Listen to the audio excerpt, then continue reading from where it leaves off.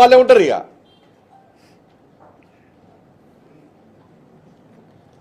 ఇక phone tapping case ఈ case కేంద్రం అరెస్ట్ చేస్తారంటే విచారణ చేసేది రాష్ట్ర ప్రభుత్వం.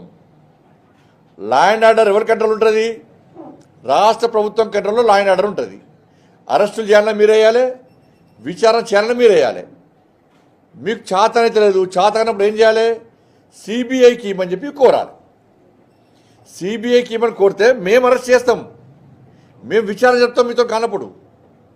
అనేక కేసులు ఇస్తామన్నా మేము కోర్టులో. మరి చింతల రామచంద్ర రెడ్డి గారే ఫోన్ ట్యాపింగ్ కేసులో సిబిఐకి ఇవ్వాలని చెప్పి కోర్టులో పిటిషన్ ఇస్తే అడ్వకేట్ జనరల్ వ్యతిరేకిస్తున్నారు, ప్రభుత్వం వ్యతిరేకిస్తున్నది సిబిఐకి ఇవ్వడానికి.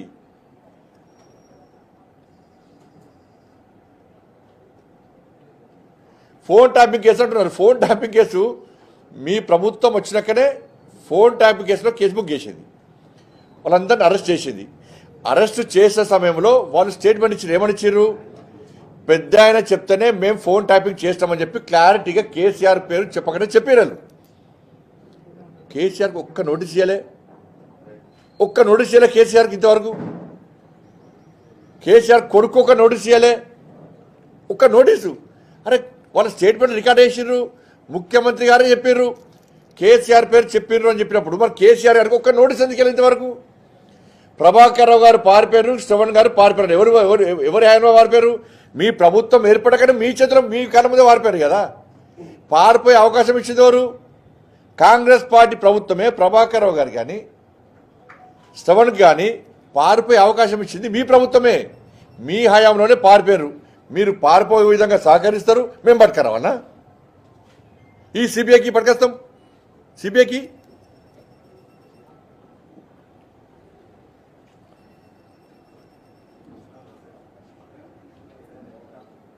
ఫార్ములా ఇరేస్ అన్నారు. దానిలో ఎంత ఘోరం అంటే దానిలో కేసీఆర్ కొడుకు ఢిల్లీ హైకోర్టు పోయాడు, హైకోర్టు విచారణ చేసుకోవచ్చు అన్నది. సుప్రీంకోర్టు పోయాడు, విచారణ చేసుకోవచ్చు అన్నది. కనీసం నోటీస్ ఇస్తలేరు. ఆయన తప్పు లేదే, ఆయన ఇన్వాల్వ్మెంట్ లేదే కోర్టుకు పోయాడు. ఆయనే సాక్షాత్తు రాష్ట్ర ముఖ్యమంత్రి గారు మంత్రులు అందరూ అన్నారు కేసీఆర్ కొడుకు ప్రమేయం ఉంది దీనిలో అని చెప్పని. దీనికి గమ్మత్తైన విషయం ఏంటంటే ఎవరైతే ఆర్గనైజర్ ఉన్నారో ఫార్ములా ఈరేస్ సంబంధించి అసలు ఆర్గనైజర్నే అక్యూజువల్ చేర్చలే. ఆర్గనైజర్ ఎవరైతే ఉన్నారో ఆర్గనైజర్నే అసలు అక్యూజువల్ చేర్చలే. కానీ విచారణ ఎడిపోతుంది? సుప్రీంకోర్టు ఇచ్చే, హైకోర్టు ఇచ్చే. మరి కేసీఆర్ కొడుకు ఎందుకు నోటీస్ ఇస్తలేవు? కనీసం నోటీస్ ఎందుకు ఇస్తలేవు? ఈ అరెస్ట్ ఎందుకు నోటీస్ ఇస్తలేవు? ఇలా విద్యుత్ కొనుగోలు విషయంలో, విద్యుత్ కొనుగోలు విషయంలో అక్రమాలు జరిగాయని చెప్పి లోకూర్ కమిషన్ వేసినావు. నువ్వు నరసింహారెడ్డి గారు ఉంటే మార్చినావు, లోకూర్ కమిషన్ వేసినావు. ఆ కమిషన్ రిపోర్ట్ ఇచ్చి 3 నెలల ఇప్పటికీ 3 నెలల కమిషన్ రిపోర్ట్ ఇచ్చి ఎందుకు బయట పెడతలేరు? బయట పెట్టకపోవడానికి కారణం ఏంది? ఇప్పుడు విద్యుత్ కొనుగోలులో అక్రమాలు జరిగాయని చెప్పి అన్నారు. అన్నప్పుడు అక్రమాలు ఎవరు పాల్పడ్డారని చెప్పన్నారు? కేసీఆర్ అక్రమాలు పాల్పడ్డారని చెప్పి ఇదే ప్రభుత్వం చెప్పింది. దాని మీదనే విచారణ జరుపుతున్నది.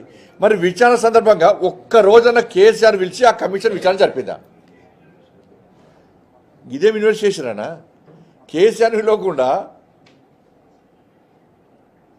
ఇదే విచారణ క్లోజ్ అయిందంటే నివేదిక ఇచ్చే నివేదిక సంకలం పెట్టుకొని కూర్చుంటుంది. ఆ నివేదిక ఏందో విద్యుత్ నివేదిక ఇప్పటి పరిపెడతలేరు కదా. కాళేశ్వరం కేసు అదేనే. కాళేశ్వరం కేసులో కేసీఆర్ అక్రమాలు పాల్పడ్డాడు, క్వాలిటీ లేకుండా పనులు సాగించుడు, అంచనాలు పెంచిటో వేసి అక్రమాలు పాల్పడని చెప్పి ఇదే ప్రభుత్వం చెప్పింది. విచారణ అనేది అంత అయిపోయింది.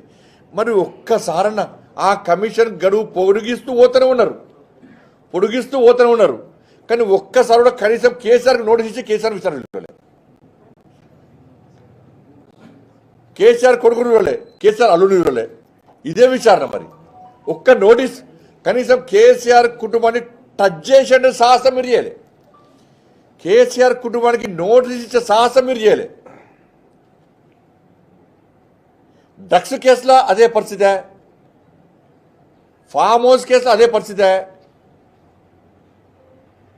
కేసీఆర్ కొడుకు వచ్చి డ్రగ్స్ తీసుకున్నాడు, మనకు ఆధారం అరెస్ట్ చేస్తామన్నారు. ఏమయ్యా మరి?